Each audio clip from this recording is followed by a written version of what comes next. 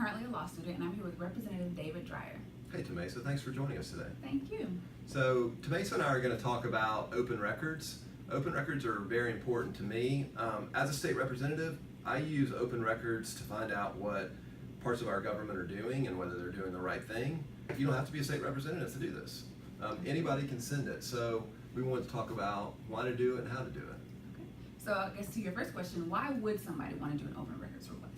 Because there is a broad policy and law in Georgia that allows you to ask your government what your government's doing. In fact, I've got the law here. We wrote it up here. It's OCGA 50-1870 and OCGA 50-1871.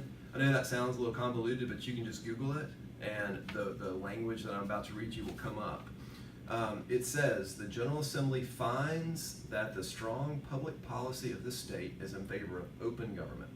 The open government is essential to a free, open, and democratic society, and that public access to public records should be encouraged to foster confidence in the government so that the public can evaluate the expenditure of public funds and the efficient and proper functioning of institutions.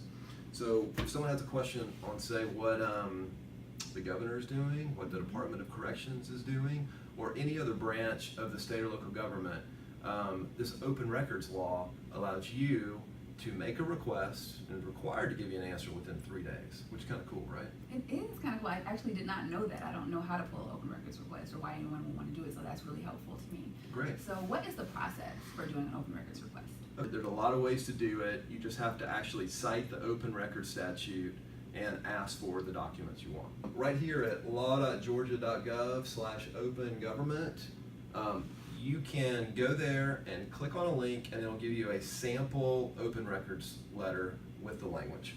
I brought one here that we're going to be delivering to the Secretary of State in a little while. And basically you just say, pursuant to OCGA 50-1870, please provide a copy of the documents listed below. And then you can list whatever documents you want. Pretty cool, huh? Oh, that is cool. How long does it take for them to provide the documents? So that's a good question. And it actually depends on which government you're asking. They're supposed to give you a response within 3 days, but that response is typically, okay, we received your request, we're going to look for the documents, and we'll get back to you when we have some information. The government's allowed to charge you up to 10 cents a page. So what we always do when we do an open records request is say, please provide us a cost estimate. Now, there's been a few exceptions when local governments haven't been very responsive to open records requests. I'll tell you, if that happens, you can let me know. There are a lot of First Amendment lawyers, and there are lawyers that are defending the rights of everyday people, and also lawyers that want to make sure the government is open. Because, I mean, the best thing about this is if somebody's doing something wrong, or they're not doing their job, they're going to have to show you the information. And that's good for everybody in the state, right? It is. Yeah. It absolutely is. Okay. So right now, the Secretary of State is Brian Kemp. He's running for governor. So he's had almost 8 years as Secretary of State. So we can ask a lot of questions of him and find out how he's done his job, because that might be important for evaluating if he would be a good governor or not. So, yeah, so tell me, like, what questions or topics would you think about asking him? We can ask about voting rights, his official duties, or how his office is run. Well, I would like to know a little bit about the precincts that are being closed. Right. Is there information that we can get through an open records request that will tell us about that? It's a great question. We are going to ask some questions of Secretary of State Kemp, but we really are counting on you at home to ask some of these.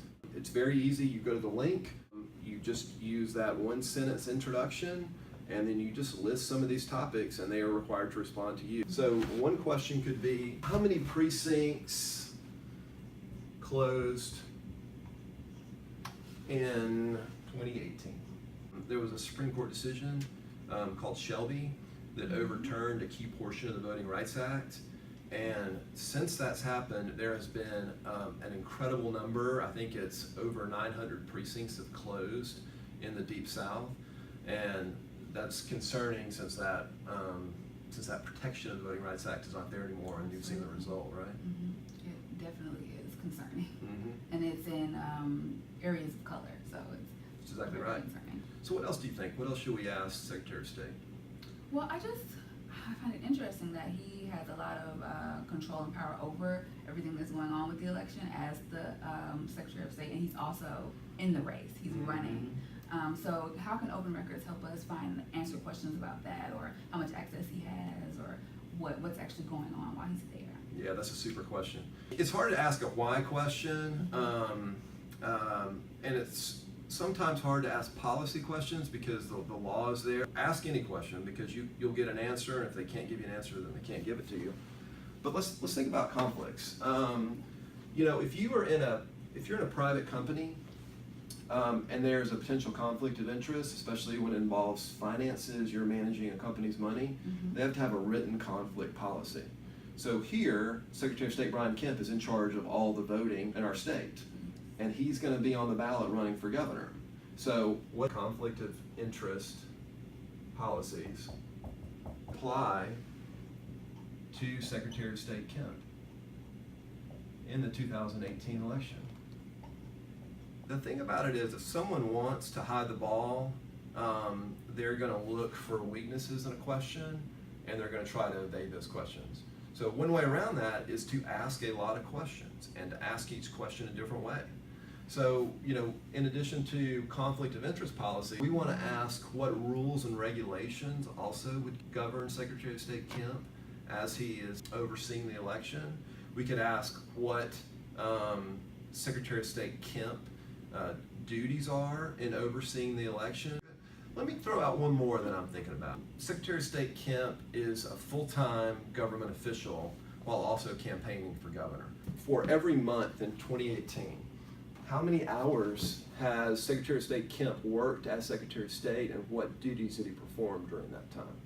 So one thing I wanted to mention too, when we're in Randolph County, there was a consultant down there who made a couple statements that were a little concerning. He said on the record, it was videotaped while he was doing it, the press was there, that Secretary of State Kemp had asked him to go around and find out what polling places could be closed in 2018. So, and interestingly, if you go to another article, it says that he's already been to 10 other counties, and they followed his recommendations on closing polling places. So I was on Twitter, and I was going, kind of engaging with one of my colleagues, a representative from the other side of the aisle, and the back and forth we had earlier today was whether this consultant was actually employed by Secretary of State Kemp.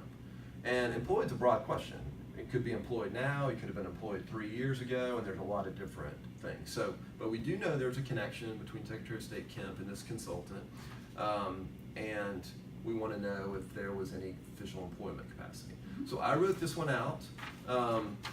I want to sign it, and if it's okay with you, and also we've got someone who is just kind to work with us on videotaping this, we're going to walk over to the Secretary of State's office, and we can hand deliver this. Absolutely. So if you at home wanted to ask any of these questions or any others that we couldn't think of, that I'm sure you'd come with some great ones, you can just write it down, and you can email it to openrecords@sos.ga.gov.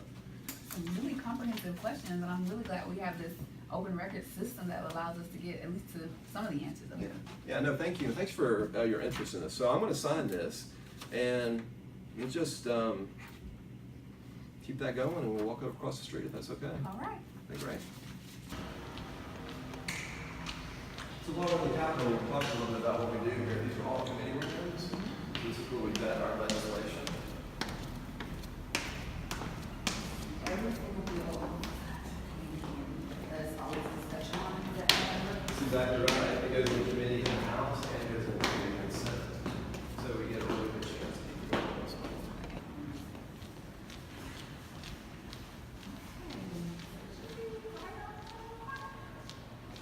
Exactly right. Wonderful. Never been interested. Yeah. Hey, how are you? I just have an open records request Okay, to deliver. perfect. So I just wanted to drop it off. Right, perfect. We'll get it. Yes, 3 days from today we'll get you an initial response. So, Thank you so okay, much. thank you. Have a great day. You too.